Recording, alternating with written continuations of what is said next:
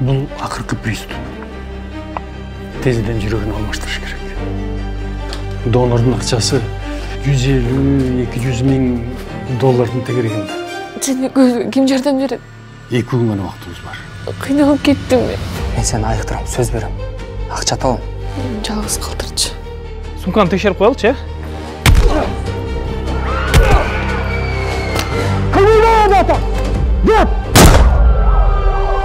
Голливуд кинолорындағыдай банк тонуған оқия чақтыштау бізде да болып жатады. Бұл жерде Аврора банкының ішінде қылмышқа шектеулер жана барымтаға алынған жарандар бар екені айтылуда. Алардың мақсаты қандай, жана оқия қандай өрчөйт, алдыда барды. Ешқадан тартып кетеміз ақша. Бұл! Аман, кел сүйлөшөлү. Биз сага жардам беребиз. Эгер кеп сөзгө келбесең, мунун арты жаман болот. Мен силерге дайыр жооп айта алайын. Қачан ақшамды алып келіп қойылсың. Ошондо гана бошотом. Жұбайыңа донор таптық. Тезінен операция қылышымыз керек. Балам, мыйзам деген бар. Тоқтап қалшы. Жаным, дайыма сен жанымда болуң да. Жүрегім орса дағы.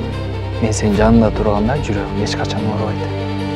Мен жібері қиналып әлі қойсыншы. Урматтуу телекөрүүчүлөр, Аман мырза бардык талаптарга макул болуп, акыркы суранычы боюнча жубайынын операциясына катышууга макулдук алды. Ал азыр борбордо кардиологияга барат. Бизде ал жерден кийинки маалымат.